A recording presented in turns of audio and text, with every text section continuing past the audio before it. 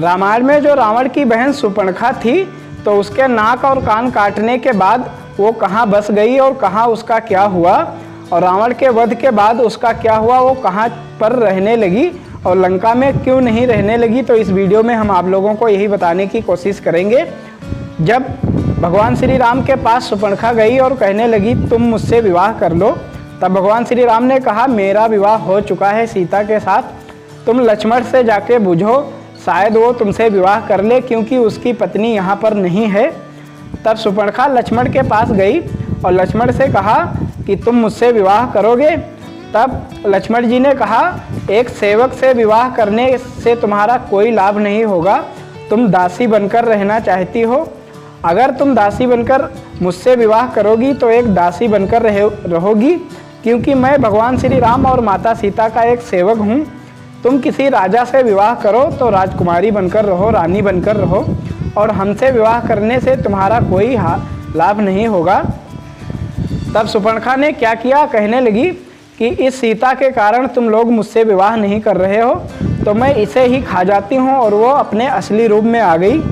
जैसे वो माता सीता पर झपटी उन्हें मारने के लिए, वैसे ही लक्ष्मण जी ने क्या किया, उनकी नाक और कान काट दिए। नाक कान काटने के बाद वो रावण के पास गई और कहने लगी 2 वनवासी मेरी नाक और कान काटकर मुझे बेइज्जत किया है।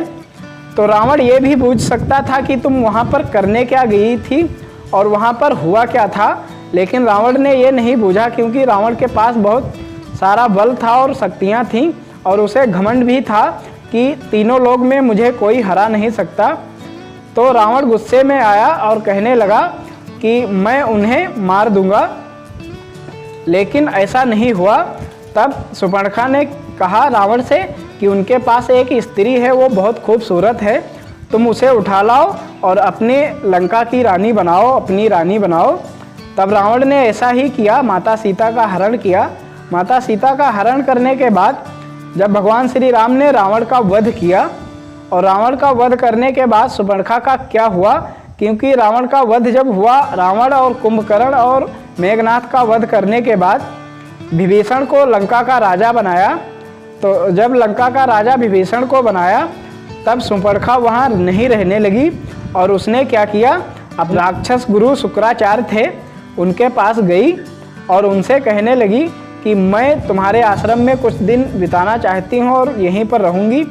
तो गुरु शुक्राचार्य ने उन्हें अपने आश्रम में ठहरा दिया और कहने लगे जब तक तुम चाहो तब तक यहाँ पर रह सकती हो। कुछ दिन बिताने के बाद सुपर्णखा ने गुरु शुक्राचार्य से कहा कि हम लोग यहाँ पर सुरक्षित नहीं रह सकते और कितने दिन तक आश्रम में रहेंगे, तो हमें कोई ऐसा स्थान बताओ जहाँ पर हम अपने पति के साथ सुख शांति से रह सकें और वहाँ पर हमें कोई परेशान ना करे। तब भगवान भोलेनाथ की गुरु शुक्राचार्य ने तपस्या की और तपस्या करने के बाद भगवान भोलेनाथ ने उन पर प्रसन्न हो गए और कहने लगे क्या वरदान मांगना चाहते हो। तब गुरु शुक्राचार्य ने भगवान भोलेनाथ से कहा कि मैं इन 2 व्यक्तियों को, सुपर्णखा को और उनके पति को एक ऐसा स्थान देना चाहता हूँ जहाँ पर इन्हें कोई तकलीफ़ ना हो, कोई परेशान ना करे और ये अपने ज़िंदगी आराम से बिता सके। तब भगवान भोलेनाथ ने उन्हें एक शिवलिंग दिया और कहने लगे इस शिवलिंग को ले जाकर सुपर्णखा को दे दो और उनसे कहना अगर इस शिवलिंग पर कोई वैष्णव जल चढ़ा दिया तो राक्षसों का नाश हो जाएगा, तो इसे संभाल कर रखना और सिर्फ वही जल चढ़ाना। तब शुक्राचार्य ने वो शिवलिंग लेकर और सुपर्णखा के पास गए और कहने लगे कि इस शिवलिंग को ले जाकर कहीं ऐसी जगह चली जाओ जहाँ पर देवताओं का कोई वश ना हो, देवता ना पहुँच सके, सिर्फ राक्षस की नगरी हो और राक्षस ही रहें। तो वहाँ पर एक बात का ध्यान रखना कि इस शिवलिंग पर सिर्फ राक्षस ही और तुम लोग ही जल चढ़ाना, कोई देवताओं की तरफ से जल ना चढ़ा पाए, क्योंकि जिस दिन देवताओं ने इस शिवलिंग पर जल चढ़ा दिया तो राक्षसों का नाश हो जाएगा, इस दुनिया में राक्षस नहीं रहेंगे। तो सुपर्णखा ने ऐसा ही किया, एक अलग दुनिया बसाई और वहाँ पर शिवलिंग को रखा। शिवलिंग रखने के बाद राक्षस ही उस पर जल चढ़ाने लगे और सुपर्णखा जो थी तो उसके नाक और कान काट दिए गए थे।